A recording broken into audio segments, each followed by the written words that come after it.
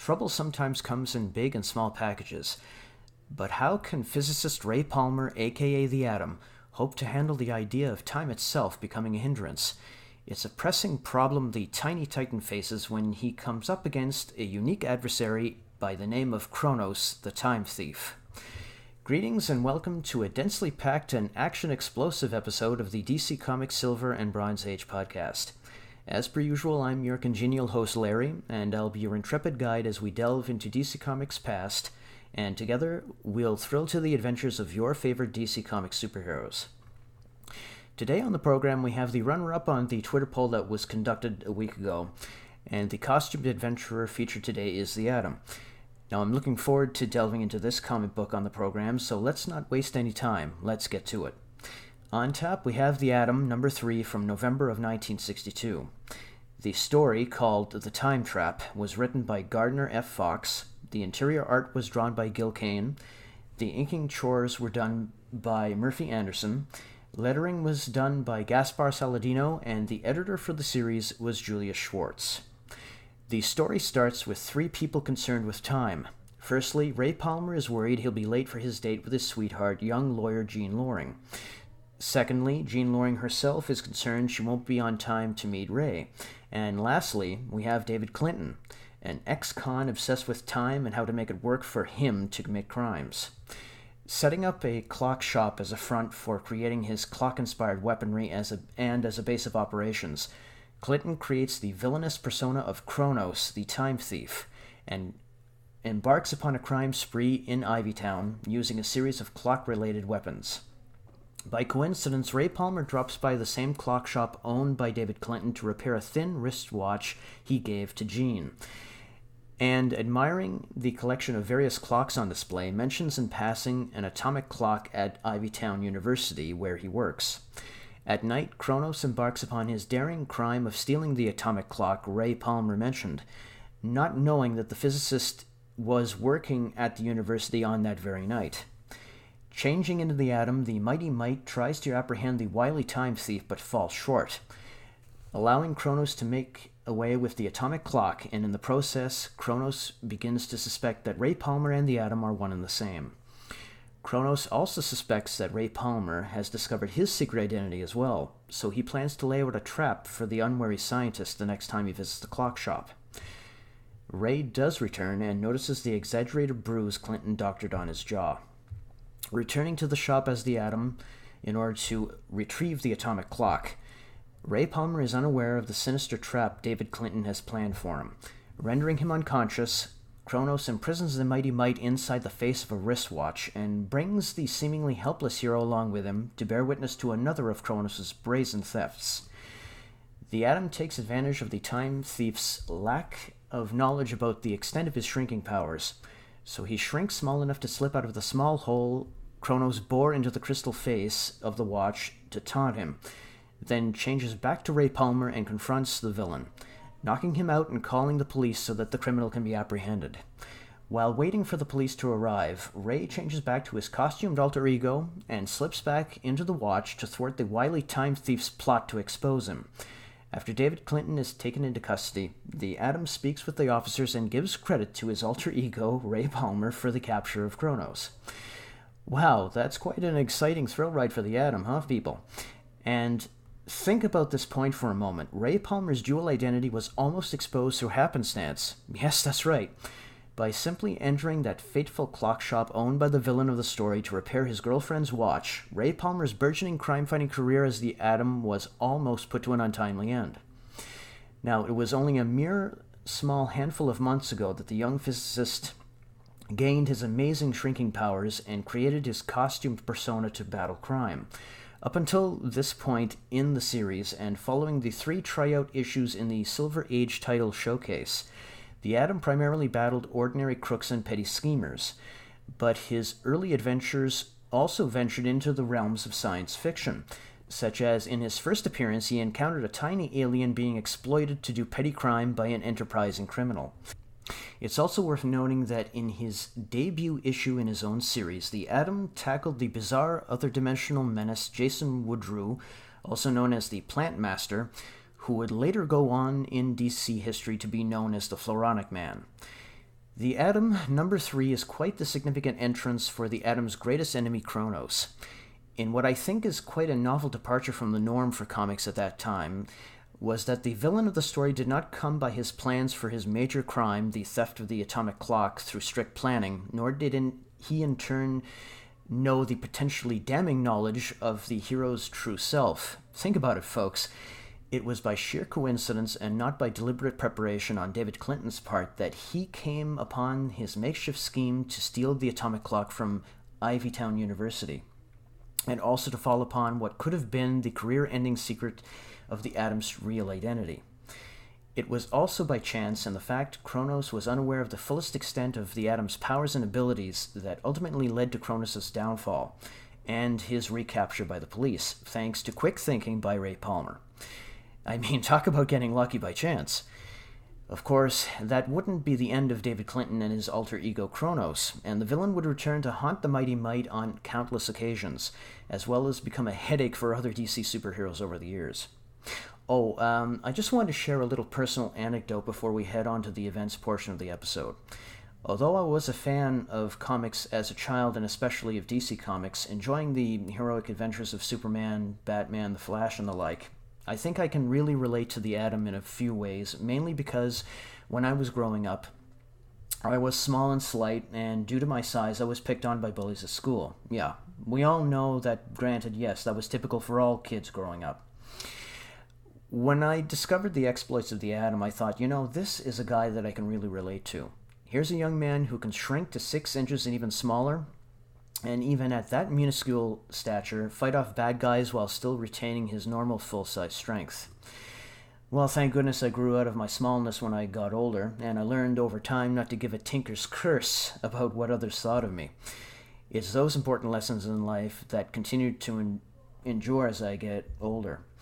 No matter what your size, no matter what your strength, if you have the courage and the willingness to persevere, like Ray Palmer and the Atom did on so many occasions in the comics, then you can triumph as well. I think those are wise words to live by. Now, ladies and gentlemen, we've reached the point in the show where we'll look at the notable events from November of 1962. As you'll notice as we go along, 1962 and the month of November specifically was quite a noteworthy time for so many significant events, not only for the United States, but for the rest of the world as well. So we'll take a look at the rundown of events now. November the 1st, Mars 1, also known as Sputnik 24, was launched by the Soviet Union as part of its Mars program, with an expected arrival date of June. The probe would come within 120,000 miles of Mars on June the 19th, 1963, but the system that adjusted the probe's antenna to maintain contact with Earth would fail on March the 21st, 1963. Also on that day, on November the 1st, the United States resumed its arms blockade of ships bound for Cuba, after a 2-day suspension during which negotiations had taken place. Meanwhile, the Soviet Union began dismantling its missiles there. November the 2nd, the Sino-Indian War, the United States began airlifting weapons to India with U.S. Air Force 3-130 transport planes transporting mountain artillery from its West German bases to match the Chinese weaponry. The Cuban Missile Crisis. The Soviet Union and the United States reached a final agreement on the terms for Soviet removal of nuclear missiles from Cuba and American verification. President Kennedy announced the plan on television that evening. On November the 3rd, the earliest use of the term personal computer by the media was made in the New York Times in a story about John W. Mauchly's speech the day before to the American Institute of Industrial Engineers. Mauchly, the inventor of some of the original room-sized computers, said that in a decade or so, everyone would have their own computer with exchangeable wafer-thin data storage files to provide inexhaustible memories and answer most problems. Mauchly was quoted as saying, "There is no reason to suppose the average boy or girl cannot be master of a personal computer." On November the 4th, the United States conducted an atmospheric nuclear test for the last time, and all of its tests since then have been made underground. The Soviet Union would halt atmospheric testing less than 2 months later, the last explosion being on Christmas Day. The last atmospheric test ever would be by China in October the 16th, 1980. November the 6th, the body of USAF Major Rudolph Anderson, the only fatality in the Cuban Missile Crisis, was returned to the United States by Cuba. Also on that day, the United Nations General Assembly passed a resolution condemning South Africa's racist apartheid policies and called for all UN member states to cease military and economic relations with the nation. Also on that day as well, in midterm elections in the United States, the ruling Democratic Party maintained control of the House of Representatives 261 to 174 and increased its majority in the Senate 64 to 36.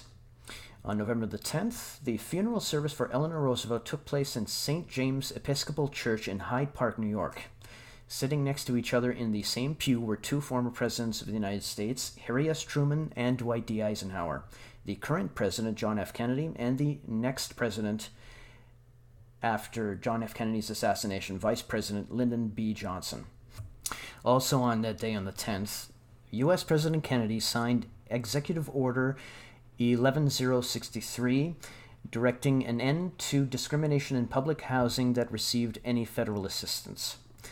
On November the 12th, two hand surgeons, Dr. Harold E. Kleinert and Dr. Mort Kazdan, performed the first successful revascularization of a severed digit, in this case a partially amputated thumb, on a human patient, reconnecting the dorsal veins in order to restore function to the hand.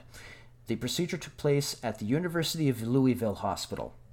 Also on that day, U.S. Attorney General Robert F. Kennedy attended a reception for the visiting Bolshoi ballet troupe at the Soviet Embassy in Washington and passed along a verbal message from the President to Ambassador Dubrynin to send to Chairman Khrushchev, in return for the USSR announcing plans to remove their Ilyushin Il-28 bombers from Cuba over a 30-day period. President Kennedy said the U.S. would end its blockade. November the 13th, for the first time since the 7th century AD, a new name was added to the canon of the Mass of the Roman Catholic Church as Pope John the 23rd added Saint Joseph, the earthly father of Jesus Christ, to the list of people venerated in the Communicantes. November the 14th, at about 1:30 a.m., the southeast door of the Salt Lake City Temple of the Church of Jesus Christ of Latter-day Saints, located on Temple Square in Salt Lake City, Utah, was bombed. On November the 15th, Archie Moore, who had reigned as boxing's world light heavyweight champion between 1952 and 1962, fought unbeaten challenger Cassius Clay, later Muhammad Ali, in Los Angeles. November the 17th, at Chantilly, Virginia, 26 miles from Washington, D.C., U.S. President Kennedy dedicated Dulles International Airport, named after the late U.S. Secretary of State John Foster Dulles. Also on that day, the Alabama Crimson Tide, the number one ranked college football team in the U.S., lost 7-6 to the Georgia Tech Yellow Jackets, bringing an end to a 19-game winning streak. November the 19th, a message in Morse code was transmitted from EPR, Evpiatura planetary radar in the Soviet Union, directed at the planet Venus and using the second planet as a passive reflector. On November the 20th, in response to the Soviet Union having removed its missiles and announcing that it would remove all of its Il-28 bombers from Cuba, President John F. Kennedy ended the U.S. quarantine proclaimed during the Cuban Missile Crisis. On November the 21st, U.S. Federal Communications Commission issued an order directing all television sets manufactured in or imported into the United States on or after April 30th, 1964, had to all channel equipped to receive UHF channels 14 through 83 in addition to VHF channels 2 through 13. November the 26th, German police ended their occupation of the offices of the West German weekly news magazine Der Spiegel, bringing an end to the Spiegel scandal. And also on that day, the Beatles made their definitive recording of Please Please Me at EMI Studios in London, which George Martin had produced. On November the 28th, the United States Armed Forces lowered its defense readiness condition back to DEFCON 4 after having been at DEFCON 2 since October the 23rd, during the start of the Cuban Missile Crisis. And on November the 30th, the last day of the month, the United Nations General Assembly elected U Thant of Burma as the new UN Secretary General. Also on that day, Eastern Airlines Flight 512, a Douglas DC-7B, crashed while trying to land in heavy fog at Idlewild Airport in New York City. 25 of the 51 people on board were killed. Also on that day as well, Franz Josef Strauss was forced to resign as West Germany's defense minister. Strauss was relieved of his duties as a result of the Spiegel scandal after being accused of ordering police action against the staff of the magazine Der Spiegel. Now on the entertainment front, 1962 was a phenomenal and profitable year for Hollywood, with many important movies which would become all-time classics of many genres for decades to come. I'm sure most of you listeners out there will recognize some of the classics I'll be mentioning in the top grossing list for the year. So starting in descending order along the way up to the number 1 spot for the top films of 1962, we have number 10, a tie for the 10th spot with The Interns from Columbia and Bon Voyage from Disney Pictures. Number 9, Gypsy from Warner Brothers. Number 8, Hatari from Paramount. Number 7, one of my personal favorites and an all-time classic starring Gregory Peck, To Kill a Mockingbird from Universal. Number 6, Mutiny on the Bounty from MGM. Number 5, That Touch of Mink from Universal. Number 4, The Music Man from Warner Brothers. Number 3, In Search for the Castaways from Disney Pictures. Number 2, The Longest Day from 20th Century Fox. And the number 1 box office smash hit of the year 1962 goes to the epic historical drama about the life of British archaeologist, army officer, diplomat, and writer T.E. Lawrence. And that is Lawrence of Arabia, directed by David Lean and starring Peter O'Toole. Also, an interesting note in 1962, which might be of great interest to James Bond film fans out there who are listening. Dr. No launches the James Bond film franchise, the second longest running film franchise of all time next to Godzilla, still running more than 50 years later. It also launched the film career of Sean Connery. Now, on television, there were many TV programs broadcast by the 3 major networks during 1962, some of which became fan favorites as well as classics for genres such as westerns, dramas, and situation comedies. Some of the more noteworthy TV shows broadcast during that year were The Beverly Hillbillies, Candid Camera, The Red Skelton Show, Bonanza, The Lucy Show, The Andy Griffith Show, Ben Casey, The Dick Van Dyke Show, Gunsmoke, Dr. Kildare, What's My Line, The Ed Sullivan Show, Walt Disney's Wonderful World of Color, Rawhide, Route 66, and Perry Mason, just to name a few. All right, well, I guess that's the end of this episode today, and it's been a pretty good one. Before I say goodbye, I'd like to thank everybody who listened to this podcast, and as well as this episode, and I invite you to stick around with me for more episodes to come. If you would be so kind, please like and subscribe to this channel for more episodes, and if you have any comments or suggestions, then please feel free to post them in the comments section below. It would be greatly appreciated. So until next time, everybody, this is Larry, aka the Charming Curmudgeon. So long for now.